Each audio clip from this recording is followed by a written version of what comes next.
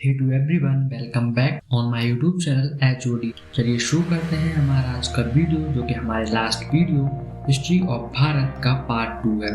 Last video में हम history of Bharat के बारे में जान चुके हैं, जिस वीडियो में हम प्राचीन भारत के पार्ट को कवर कर चुके हैं। आज के वीडियो में हम मध्य भारत के बारे में जानेंगे।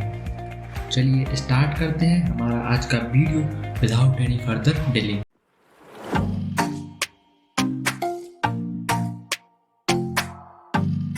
यह प्रारंभिक मध्यकालीन युग 600 से 1200 BCE तक रहा और भारत के मध्यकालीन भारत को क्षेत्रीय राज्यों और सांस्कृतिक विविधताओं द्वारा डिफाइन किया गया है।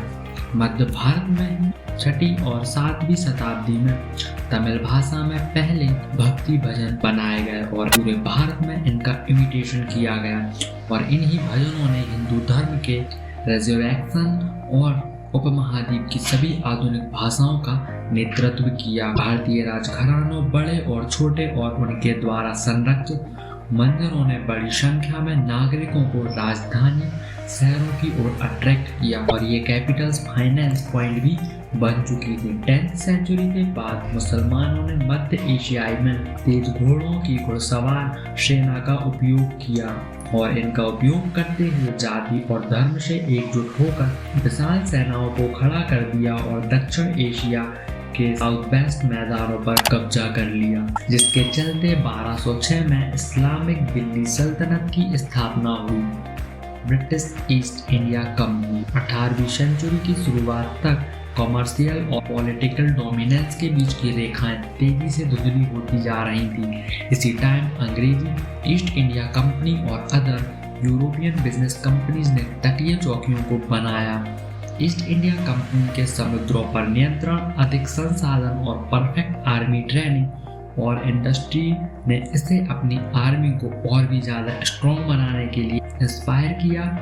इसे इंडियन एलाइट क्लास के एक टुकड़े के लिए आकर्षक बना दिया। इन्हीं सब कारणों से ईस्ट इंडिया कंपनी को बंगाल पर कंट्रोल करने और अदर यूरोपियन कंपनीज को दरकिनार करने में इम्पोर्टेंट रोल निभाया। बंगाल पर कंट्रोल के बाद ईस्ट इंडिया कंपनी ने सेना और इसके आकार में वृद्धि की और यह 1820 तक अधिकांश भारत में इनके कब्जे में आ चुका था। अब भारत पहले की तरह निर्मित चीजों को निर्यात नहीं किया करता था, बल्कि ब्रिटिश एम्पायर के लिए रॉ मटेरियल को बनाया करता था और उसकी पूर्ति कर रहा था।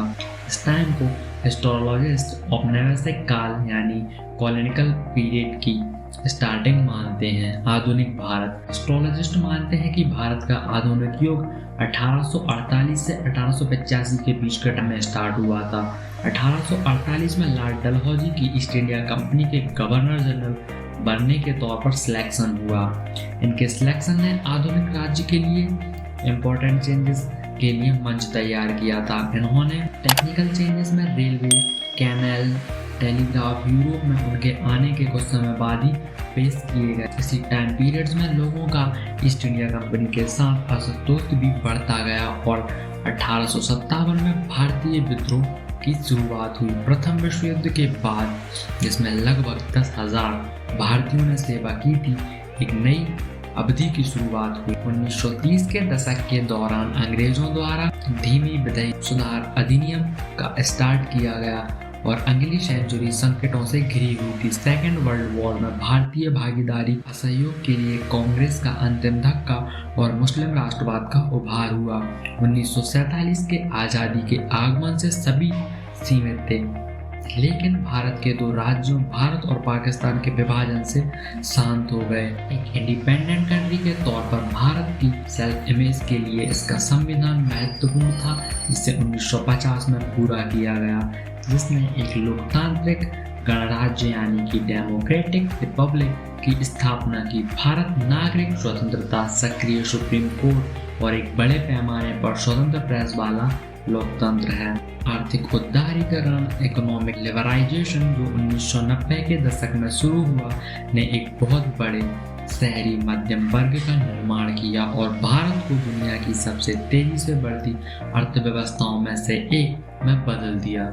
आई होप आपको हमारा वीडियो पसंद आया हो। ऐसे ही और इन्फॉर्मेशन वाले वीडियोस देखना चाहते हैं तो लाइक करें वीडियो, शेयर करें अपने फ्रेंड्स एंड फैमिली मेम्बर्स के साथ, सब्सक्राइब करें हमारे यूट्यूब चैनल